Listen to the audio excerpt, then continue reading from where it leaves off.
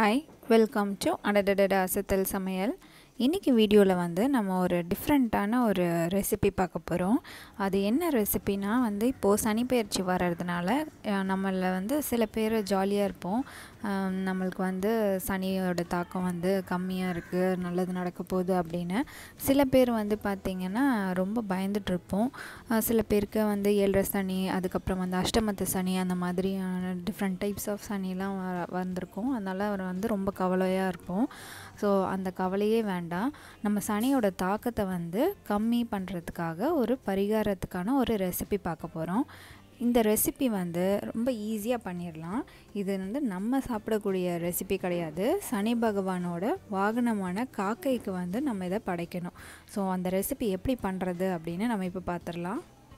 அதுக்கு முன்னாடி என்னோடய சேனலை நீங்கள் ஃபர்ஸ்ட் டைம் பார்க்குறீங்கன்னா லைக் பண்ணுங்கள், சப்ஸ்கிரைப் பண்ணுங்கள், பக்கத்தில் இருக்க பெல் ஐக்கனை கிளிக் பண்ணிக்கோங்க. இப்போ நம்ம எள்ளு சாதம் பண்ண தேவையான பொருட்களை பார்த்துடலாம். இதுக்கு வந்து நான் கொஞ்சம் சாதம் எடுத்திருக்கேன். இது வந்து நம்ம வடித்த சாதம். அதுக்கப்புறம் வந்து கொஞ்சம் நல்லெண்ணெய், அப்புறம் கொஞ்சம் எள்ளு. இதுக்கு குவான்டிட்டிலாம் இல்லை, நம்ம வந்து கொஞ்சமாக எடுத்தால் போதும். இப்போ இந்த சாதத்தில் வந்து நம்ம இந்த நல்லெண்ணெய் எள்ளை போட்டு மிக்ஸ் பண்ண போகிறோம். இப்போ நல்லெண்ணெய் சேர்த்துட்றேன்.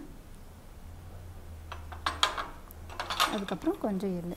இதுக்கு வந்து கருப்பு எள்ளு தான் யூஸ் பண்ணணும், வெள்ளை எள்ளு யூஸ் பண்ணக்கூடாது. இதை வந்து நம்ம நல்லா மிக்ஸ் பண்ணிடலாம்.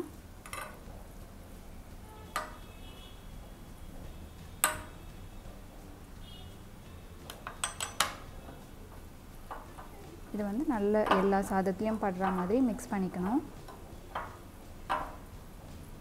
பண்ணிவிட்டு இதை வந்து நம்ம குட்டி குட்டி பால் மாதிரி பண்ணிடணும், உருண்டை பிடிச்சிக்கணும்.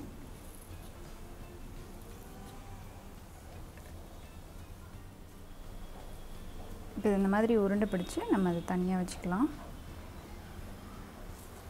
அதே மாதிரி எல்லா சாதத்தையும் நம்ம உருண்டை பிடிச்சிக்கலாம்.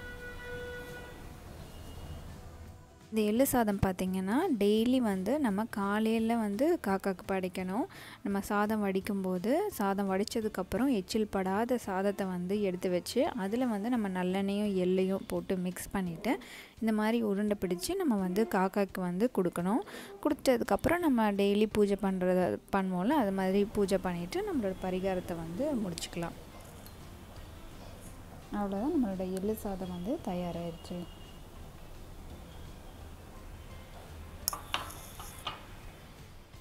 நீங்களும் வந்து உங்கள் வீட்டில் இந்த எள்ளு சாதத்தை பண்ணி தினமும் வந்து காக்கைக்கு படைச்சிட்டு வாங்க. கண்டிப்பாக வந்து சனியோட தாக்கம் வந்து குறையும். இந்த சனி பெயர்ச்சியில் வந்து நம்ம உங்கள் எல்லாருக்குமே வந்து நல்லதே நடக்கணும் அப்படின்னு நான் வந்து கடவுளை வேண்டிக்கிறேன். ஸோ யாருமே பயப்பட வேண்டாம், நம்ம எல்லாருக்குமே வந்து நல்லது நடக்கும். சீக்கிரமாக வந்து இந்த எல்லாத்தையும் நம்ம கடந்து போயிடணும் அப்படின்னு நான் வேண்டிக்கிறேன். இந்த வீடியோ உங்களுக்கு ரொம்ப பிடிச்சிருக்குன்னு நினைக்கிறேன். இந்த வீடியோ உங்களுக்கு பிடிச்சிருந்ததுன்னா அடடட அசத்தல் சமையலுக்கு சப்ஸ்கிரைப் பண்ணுங்கள், லைக் பண்ணுங்கள், ஷேர் பண்ணுங்க. நன்றி.